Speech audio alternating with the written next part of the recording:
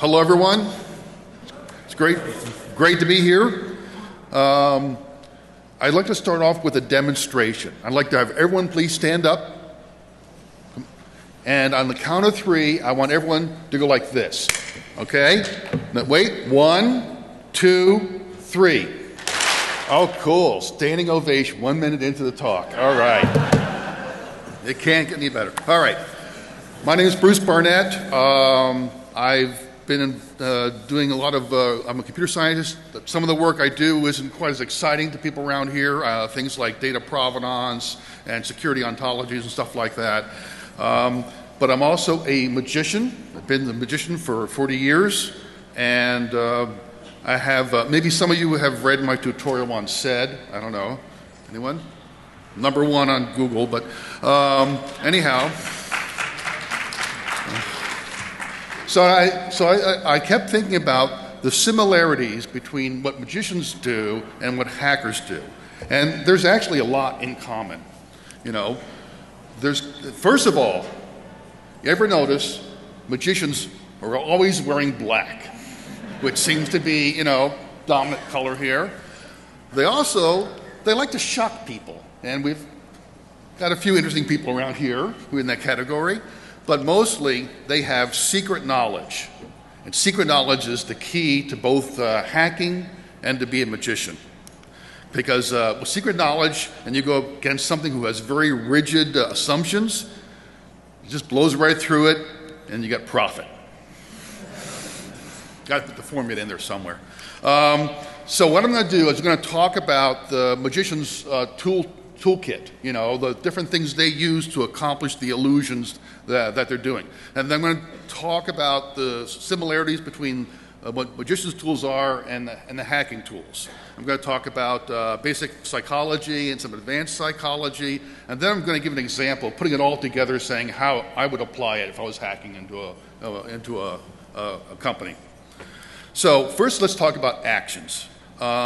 Like the first one is important to know is the feint. It's the oh, here's the pencil.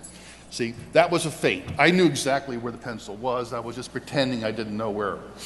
You know, and that's so. And you see this in hacking. Like you go to websites and saying, "We're now scanning your computer for viruses," and you see little dials spinning around and all that. It's not doing anything. It's just a feint. You know, and the next thing is the bluff, where they're basically saying something that's just an outright lie, and that's typically, you know, like the website saying, "Oh, we've just detected a virus on your computer. Please install this software."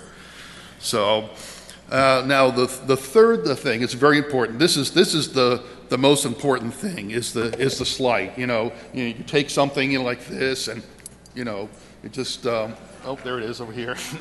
It's no big deal. It's just oh, there it is again. Okay, it's just a secret action with some technique that magicians use, and a lot of times it requires a lot of practice to really be good at this. Some magicians will spend 20, 30 years just doing one sleight and doing it really good.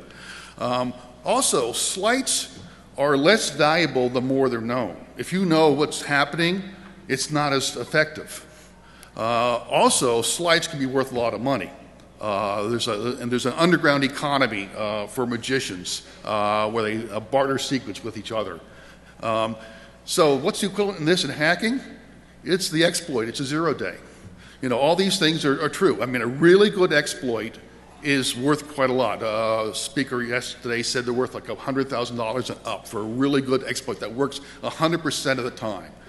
And also, again, if you know about it, it's not as valuable anymore. And there's an underground economy as well. So, and the fourth sort of action is timing.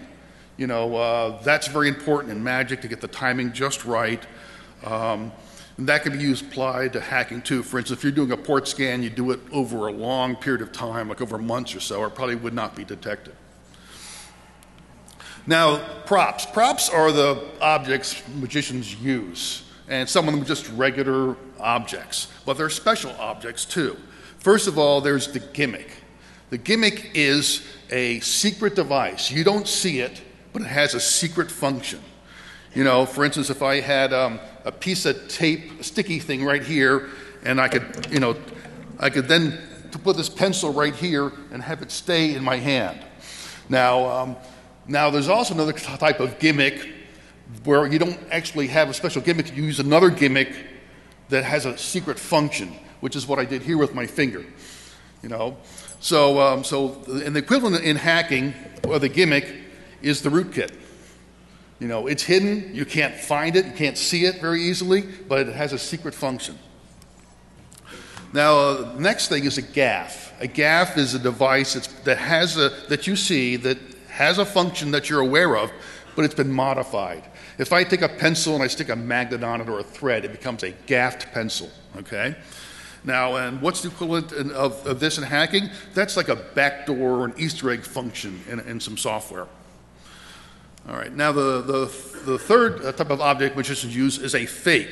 For instance, if I have a rubber tube and I paint it yellow and stick an eraser on it, it wouldn't really be a real pencil. It would just be like a rubber tube that looks like a pencil, you know. But that's what a fake is. And what's the equivalent of this in hacking? Well, that's like a Trojan horse or a man in the middle. It's not really the website you're going to. It just pretends to be the website, and things are passing through it. All right, now there's people. But first, I'd like to do a demonstration. I need 3 people to have a dollar bill. Anyone has a dollar bill? You'll get it back, I promise. Okay, there's one. I need 2 more. Come on. Just stay right there. Okay. 2 more people. Okay. Come on up. No, just no. I'm not touching that bill. Okay. I want you to look at the bill. So you're looking at the president. Okay. So he's right in the middle. Then fold it in half, right down his face, so the president's on the inside. You got that? All right. Now fold it again, the same direction. Again, okay. Now fold it top to bottom. Fold it the other way down. Okay, and now give your bill to someone else so you don't have your original bill anymore. All right. Now I need someone else. Let's see.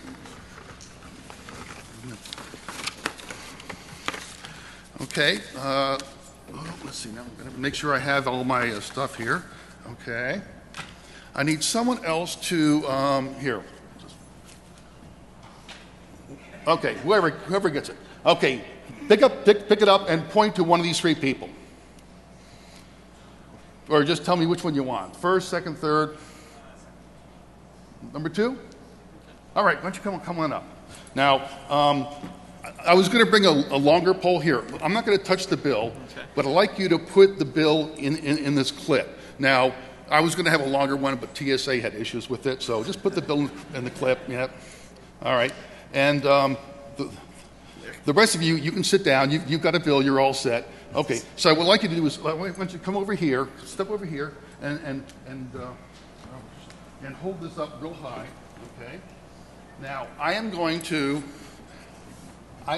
try to read his mind.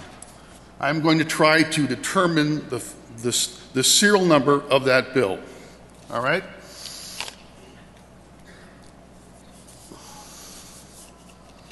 Okay, please open up the bill and look at the number. You got it? Yeah. All right. Now, I want you to, did I get the number correct? Yes. Thank you very much. Oh, you people are so gullible. No. Actually, why don't you read the serial number of the bill? Step right up here and tell everyone what it is. F76082155I. Thank you very much. And you can keep the bill. You're all done. Thank you. All right. So we're going to talk about people. And, of course, the first one you're all thinking of, a shill, a stooge, a secret accomplice, you know. Now, I made things a little bit interesting to you because maybe all 3 of those people were accomplices. You know, who knows? Now, and of course in hacking, this would be the insider threat, someone on the inside. Now, for this to work, you really have to trust the person. If you don't trust the person, or suspect the person, then this might not work. So that's very important, that if you would have trust in the person, the more you trust them, the more likely you're going to be deceived by them. There's also an interesting little ploy.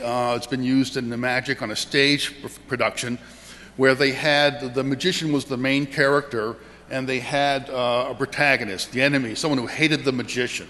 The magician, put something, on a table and covered it up with a cloth, and his enemy, his nemesis, says, "I don't believe you." And he picked up the cloth, says, "Yep, okay, it's still there." And then, boom, the thing vanished. And what really happened is the person who was the enemy was the one who was a secret accomplice. He stole the item out when no one knew about it. So this could be applied in hacking too. For instance, if you have someone who's an enemy of someone else, and if they say something about this other person, you're more likely to believe them, even though they might be an accomplice.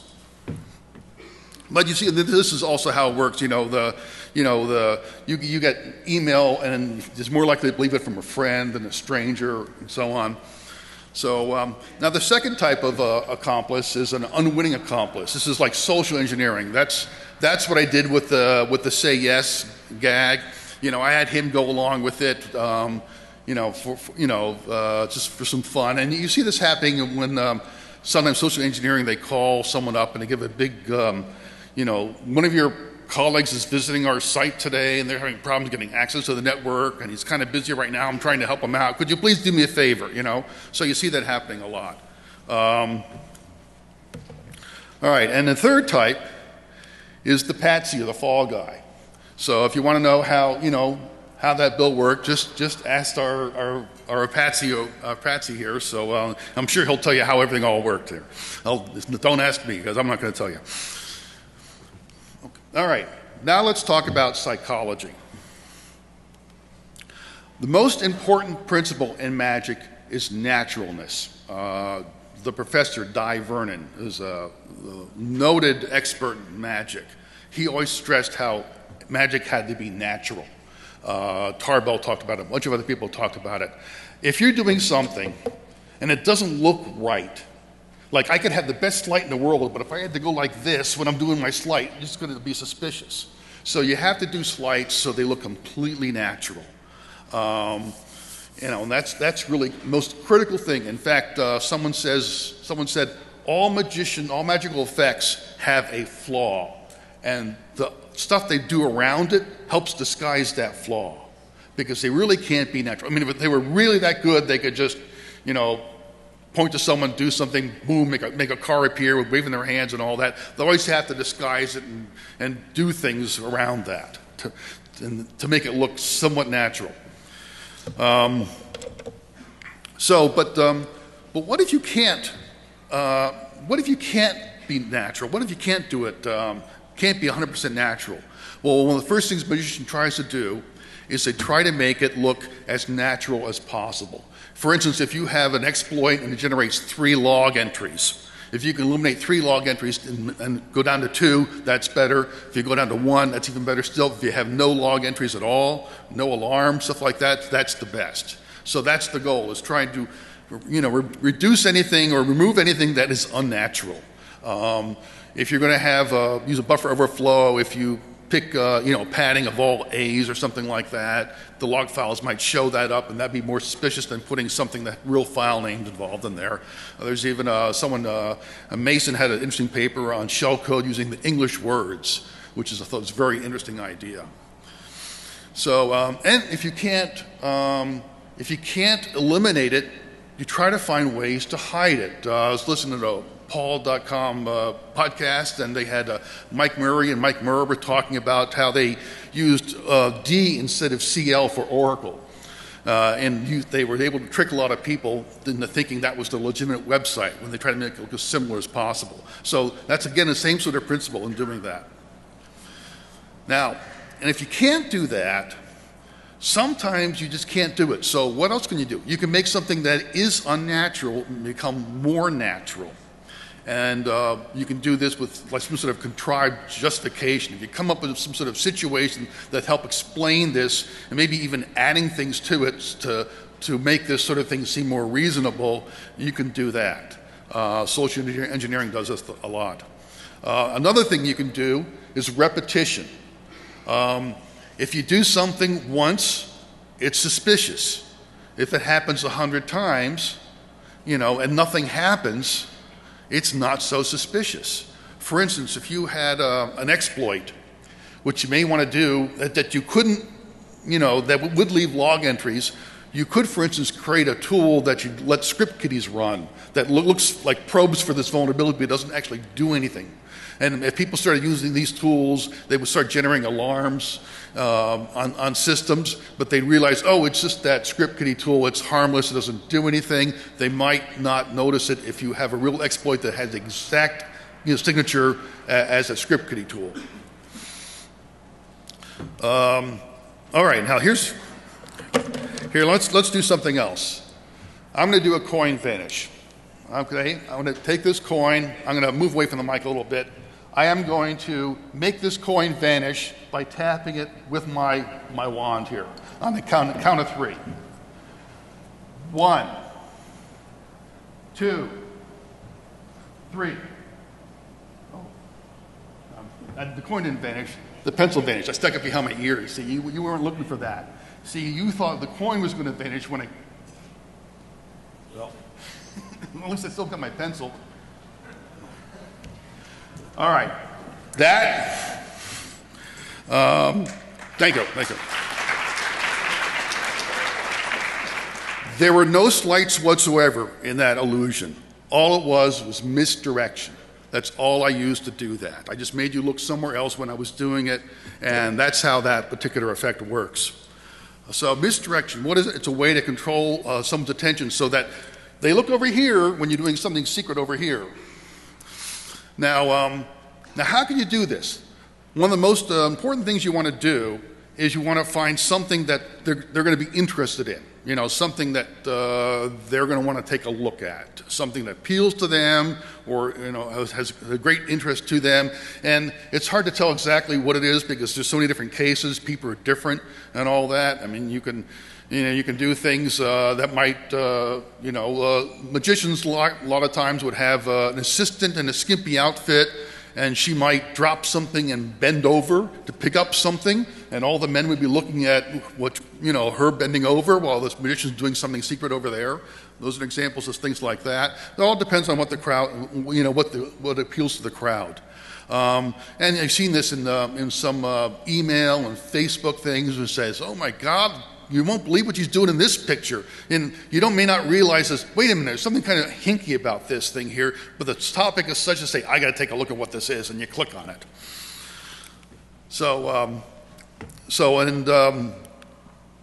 Now that is, okay, there's different kinds of misdirection. The first one is the directed misdirection, where you say, look over there, and of course that doesn't always work. It has to be something logical that makes sense. You can use certain things like if it doesn't make sense, it might be suspicious, and if you're suspicious, you may not look where they want you to look. You may look elsewhere. So it's really important to make this make sense. So you have to find out what attracts their attention.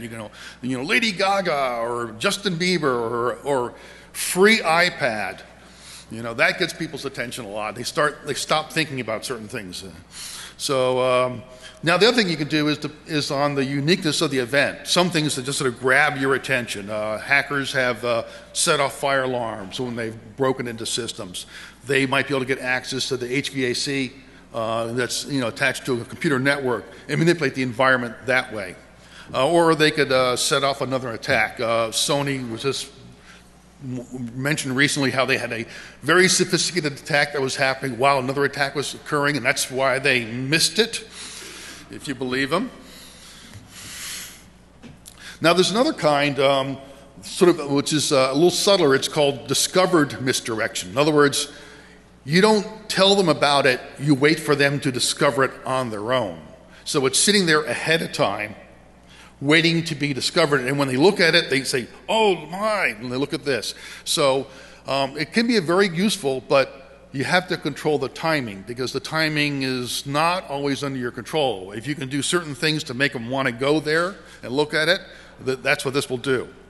So I'm going to give an example of this later on. There's also another kind of misdirection called constrained misdirection. Penn and Teller do something where they throw something over someone's head and he doesn't know what happened to it and everyone else does, because they're controlling what he sees. That can happen, it happened a long time ago. I'm not too sure how it happens right now, but if you can control the environment, maybe get an administrator to have remote access into a machine that you control, they may not see the things that, that they think they're seeing, because you're controlling the environment. So that's a possibility. Now here's some more advanced psychological techniques. I was just mentioning misdirection, but there's a lot more magicians can apply to fool people.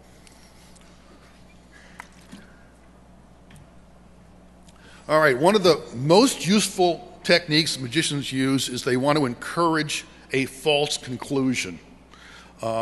Magicians have these things they call sucker tricks, and it's designed so that when it's being performed, it's pretty obvious to you what's really happening, and you start seeing, you start thinking what it's going to be. They do this a lot with kids. They want the kids to yell out and saying, "I know what you're doing. Turn it around. It's on the other side," whatever. And of course, at the very end, the magician reveals the fact that, well, no, you're wrong. This is what really happened. They turn the other side and something completely different. Or they'll make you think that someone's hidden underneath a table that's surrounded by a curtain, and then they pull away the curtain at the last minute. So they're not under the table. So this is really, really useful. It's you have to basically get them to experience a false premise. A false alarm is also another thing that can do this. So that if you can generate an alarm, you might make them think something's happening when it's not. So that's another useful thing to do. You could repeat that, and they would also then learn to not trust alarms if you're abusing that. Some examples: the dark market sting. The guy was pretending to be involved in illegal activity. Another case I saw on the Sands mailing list. Someone had a shockwave file, and it had malware in it. It had a virus in it, but it also had the iCar test virus in it. Why would a file have a harmless a virus and a real virus in the same file? I think it was someone trying to be deceptive. Another good thing the magicians love to do is they like to be able to use multiple methods. If I can do the same effect using 3 completely different concepts, it becomes really hard for someone to figure out what's going on. For instance, let's say I was doing a trick and it required a trap door, okay? But I could also do the same trick, but this time I didn't use a trap door, I used a mirror. And they looked identical. If you saw both versions of it, you say, I've seen it more than once, and he didn't use a trap door and he didn't use a mirror, so I don't know what he did. But meanwhile, it's like when I'm not using a trap door, I'm using a mirror. When I'm not using a mirror, I'm using a trap door. And that's very useful.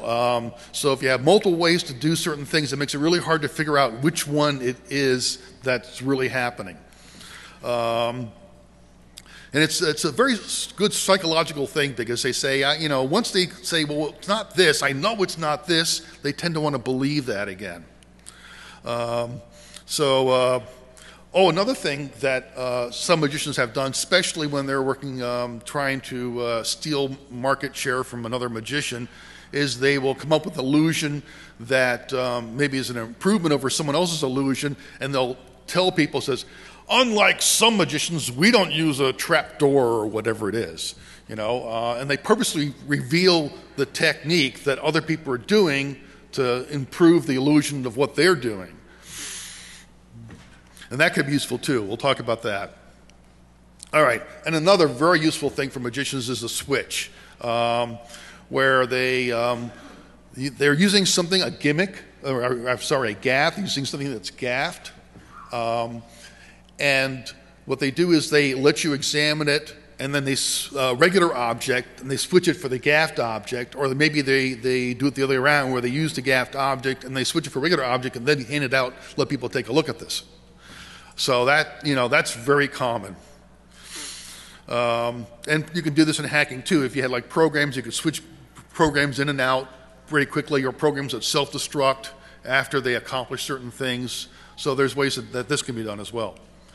Now, the fake revelation, I mentioned this before, and I'll give an example of this in a little bit in this scenario. Okay. All right. So, okay. All right. So let me summarize some of the stuff we talked about, and then I'm going to give you the scenario. See, first of all, I believe there's a lot of things in common, but what I do not think is a lot of people have applied the psychological techniques of a magician as they're hacking as much as they could. And I'm going to try to describe this, and we'll call this person a magician hacker, I guess. I don't know what else to call.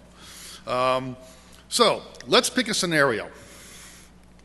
We've got this company, and they have some very valuable intellectual property. I'm thinking, for instance, they could have a server that has all their source code of everything on it, or some sort of database with very valuable financial information or something. But they also have very good security. The XYZ company has really good security, and they got sharp people. Now the hacker's inside. He's already gotten into the network, and he has limited access to it. And also one more thing too, if this intellectual property is stolen and they learn about this, it may not be worth as much money. It might be, for instance, trade secrets that if you can steal this without them knowing it, it's more valuable. But if they know that it's stolen, they might do something else. And also, in this scenario, any obvious attempt to extract information and send it out onto the internet would be detected and blocked. So the initial thing of what might be done can't be done. You have to do something else. So what would the magician hacker do? All right, let me build the scenario a little bit. First, we're going to have a patsy involved. This is Unlucky Lucy. She is the administrator of this server. Okay, she's responsible for it, and she's smart. She's really alert. She's smart. If anything strange happened, she'd detect it. She'd make sure it got stopped. All right. But let's say the magician hacker has partial access to some of her files. Maybe she's got a directory that she owns and he can put some files into it. And also, she also has some files that under her control that can be propagated throughout the network. Maybe she's got some sort of startup batch file or something like that people use, or something along those lines. All right, and so what does he do with there? He sort of scopes it out, finds the patsy, and then first step he's going to go to some web forums and create an account using Lucy's name and create some interesting little pieces of information there, which we'll discover later. Okay? All right. There's also Innocent Ivy. Something's gonna happen to her too, but this is all like setting up the discovered misdirection thing. All right? So the hacker has to do a little bit more work. He's going to create some files on a public-facing web server. But these are files that are not indexed on the main page. So search the spider might not find them. You have to know about the URLs to actually see these files. So these files are created, and they're available on the internet, but no one knows about them yet. Also, one more thing to sort of make this work is you have to make sure that, since some sites do incremental backups, you want to be able to do a full backup, but you want to be able to make sure that the entire database is going to be backed up. So you may have to do something to make sure the size of the incremental backup is big enough so that it's going to be able to do a full backup. Now, this file that Lucy is distributing throughout the company, it's got a zero-day virus in it. No one knows about this exploit yet. You know, it's undiscovered. And in fact, the virus doesn't do anything. It just sits there, might propagate. It sits there pretty quietly, just waiting for the right time. All right, next, the hacker generates a faked press release regarding the XYZ company. They are now announcing they're going into adult services. And goes on to quote about the CEO, John Smith, and says, there's a real need, there's real money in here, and heck, I love pornography. So you can imagine what might happen. Well, let's see what happens here. So then the hacker makes a phone call to Innocent Ivy, okay? Said, I was on this URL, and I found something on your webpage that I don't think should be there. And notices and lets Ivy know about this, and she checks it out, and she reports it to her manager. Says, "Oh my God!"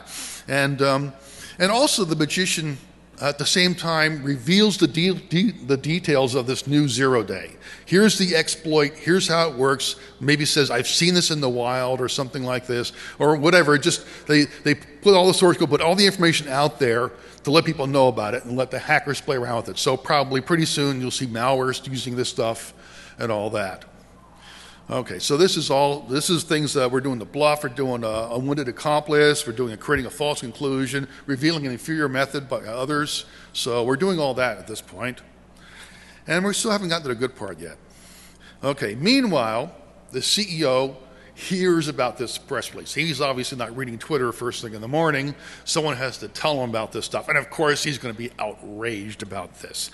They're going to, the blogs are now talking about this press release because it hit the news. They're talking about this. So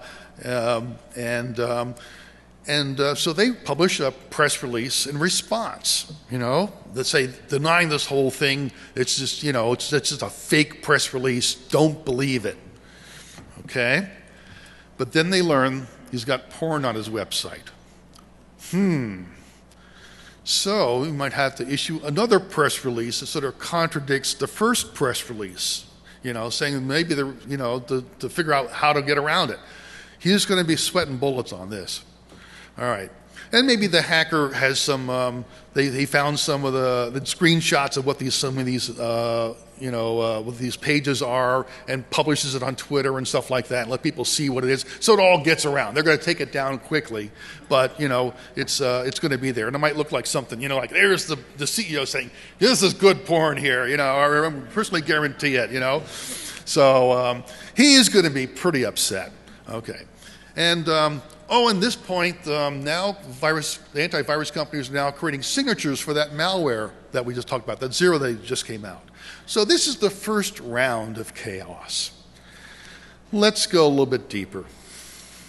Okay, so now Ivy gets some random email saying, one of your people, Lucy, was talking about XYZ's company and their new porn stuff, new porn content, and how she thinks it's a really good idea and all that. We just want to let you know. Was it Lucy? Lucy did this? So anyhow, they check it out, and lo and behold, in Lucy's file, there's some JPEGs that were on the website, and maybe a rough version of that press release in her files. Uh-oh. Ivy reports this to the chief, and Lucy gets fired. There's stuff like this. They just want the people out of there as quickly as possible, just hush-hush, hide everything, and all that, and get the person out of the door as quickly as possible. But now the blogs are talking about this too, about the porn pages that were showing up and how it sort of counters the first press release that came out. And the virus signatures are now updated and propagated throughout the throughout the systems to say, here's the new virus that we're putting a signature into the system, and they're all getting updated. All right. So this is sort of the second round of chaos.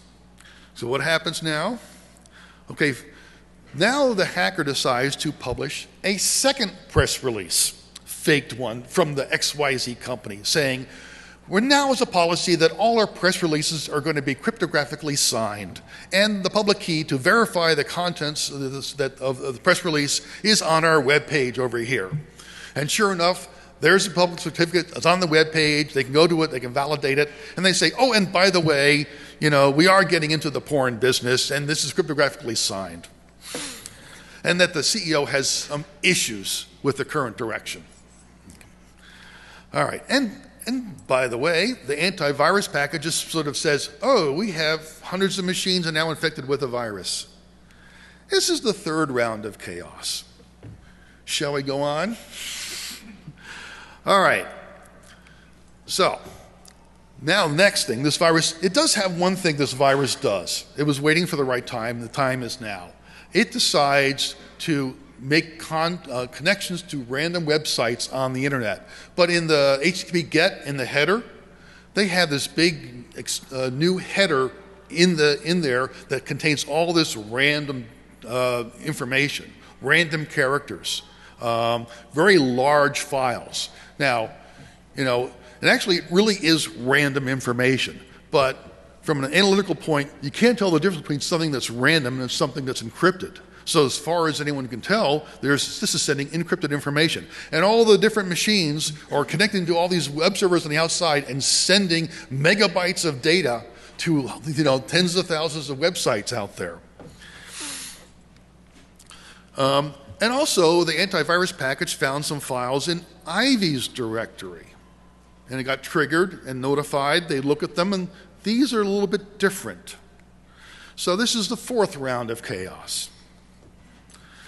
Okay, finally. Okay, here's where we get to the final stage here. So then in Ivy's directory, they find source code of this virus. Also, they found some more of these adult pages and on there. And the press releases are also in Ivy's directory. So Ivy's now fired. So this is the fifth and round of chaos. Now let me summarize what's going on here. We got this complete circle of chaos here. First of all, they got a PR nightmare. You know, they keep coming out with these press releases, and their press releases contradicts other press releases, and they don't quite seem to know what they're doing. They're trying to handle this, trying to smooth everything out, and they're not quite too sure how to handle the situation.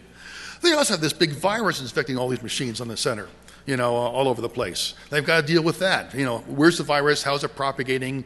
What's going on? They might trace it down to the fact that maybe it was, you know, Lucy that was doing it. Everything that makes sense, but then maybe it's Ivy.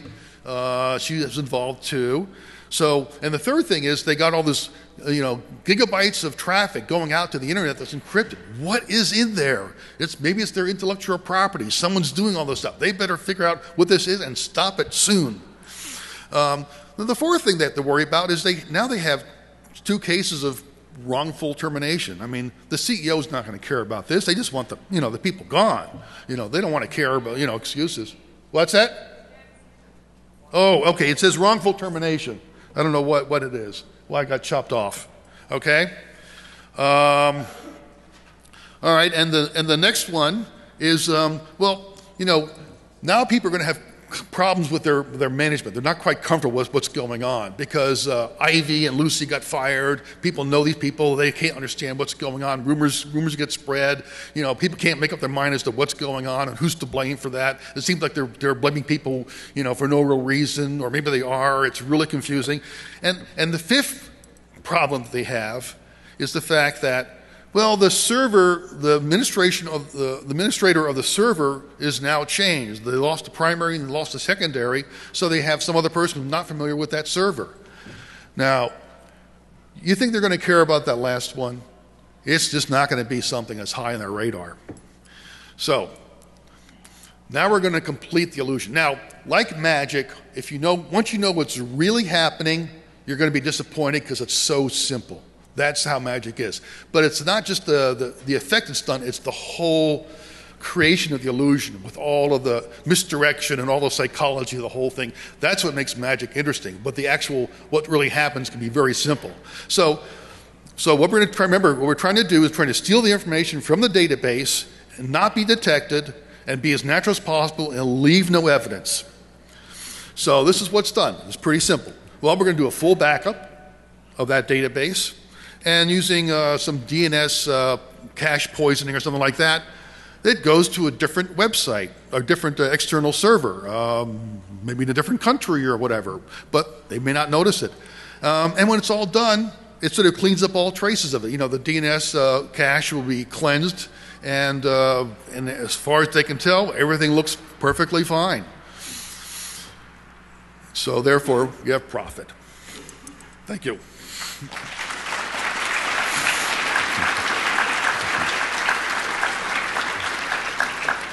All right, now just to summarize some things to talk about, press releases should be signed. I think detecting this sort of technique is going to require a new sort of philosophy, new ways of thinking about things and new motivations, understanding it. The obvious answer may not be the correct answer. It seems like it's the obvious one, but that may not be good enough. And unrelated events may not be unrelated. They may the whole thing may be part of a big package. Forensics are really important, and people, like computers, are assets, and they're vulnerable to denial of service as well.